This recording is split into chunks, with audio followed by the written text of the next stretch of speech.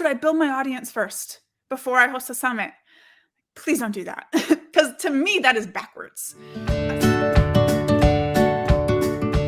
Hi, guys. I am here today with the lovely Krista from Summit in a Box. If you guys have not heard of Krista, I'm going to let her introduce herself to you guys in just a second. But summits and bundles and all of these kinds of things are so popular right now. And they're beneficial for you as a contributor, you as a host, if you ever wanted to do them. They're just fantastic. So I'm going to let Krista introduce herself and her amazing courses and just tell us a little bit about summits. Yeah. Hey, thank you so much for having me. I'm so excited to be able to nerd out about this a little bit and answer some really great questions.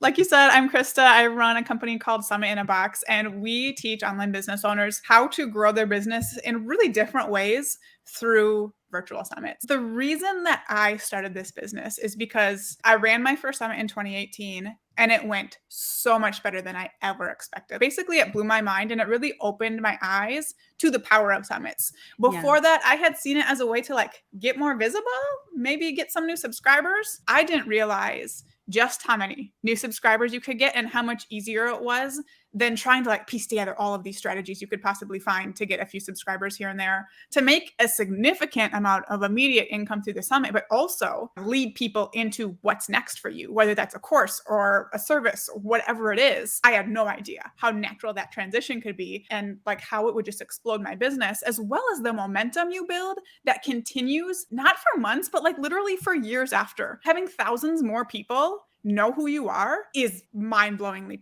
powerful. And the results have not stopped paying off even from that first summit. The collaborations I've been able to do because of it, the bigger and bigger names who know who I am because of it that I've been able to collaborate with, it is powerful. And being able to see that for myself kind of lit me on fire, honestly. I wanted to spread that message to other people. If little old me with a couple hundred subscribers on my email list could see this growth through a summit and help other people do that, that is what I wanted to do. And I have a very detail process-oriented mind. And the summit is a very big project that has lots of details and processes. And so it was very natural to me to put together all of the templates I created for my own summit. We literally have hundreds. We have over 1,000 templates actually in our programs, and be able to be here, please never host a summit from scratch. We will give it all to you. That's what I'm all about. That's what I do. Making summits easier for people to host, whether you're a big deal or just starting out, and getting people better results as they do it. I'm going to ask the question that I know that a lot of people have asked, which is, if I don't have a huge audience, should I think about running a summit? Yeah, so I get that question a lot, and a lot of people are like, well, should I build my audience first before I host a summit? Please don't do that. Because to me, that is backwards. A summit will bring you the audience. You don't need to bring the audience to the summit. And a lot of people are like, well, no one's going to want to speak if I don't have an audience. First of all, they don't have to know. You don't have to tell them you don't have an audience. But the goal would be to craft an event that is enticing enough that they're like, I would rather speak at this than go pay Facebook thousands of dollars on ads to get my name out to those people. Yeah. So it really comes down to your positioning. You need to craft an event that people want to be a part of because it's crafted for their audience, for their people, and you're making it easy for them. So I've pitched over 100 speakers at this point. I have had one. They didn't ask for my audience size. They just asked for how many people I had in the previous run of my event. So I've never had anyone be like, well, how big is your audience? Is it worth it for me to do this? It's really all about the way you go in with the pitch, the way you present the benefits to them, and the way you craft your event. So your speakers will bring the audience. You don't have to bring the audience. Thank you so much for being here and talking with us today. This was so insightful, so helpful. Is there anything else that you want to share with us about where we can follow up with you or anything like that?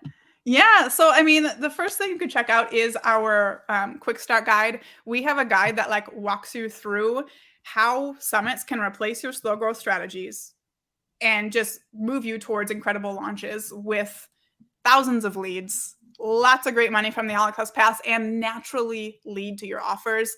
This guide specifically also kind of compares how you would generate 3,000 leads and 100K in revenue with and without a summit. And for some of you, that might be that is like, I could never do either of those things, but you're still going to get the idea of Yeah. how hosting a summit compares to all of the other strategies we're used to hustling and piecing together for. And it also kind of walks through like the key pieces of hosting a summit that are going to lead to a really successful launch of the summit and whatever else you have to offer. So that would be a great place to start. Also, come find me on Instagram at Summit in a Box if you just have some like questions, want to connect, want to follow along. I'm over there way too often, so I would love to connect.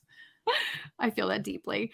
Krista, thank you so much for being here with us today and sharing all of your knowledge. And hopefully a lot of us will be taking your vast knowledge and all of your templates and using them for hosting our own summits maybe someday. I would love it. I would love to see it. And thank you so much for having me and all of the awesome questions. This was so fun. And I hope it was helpful. All right, guys. Talk to you later. Bye.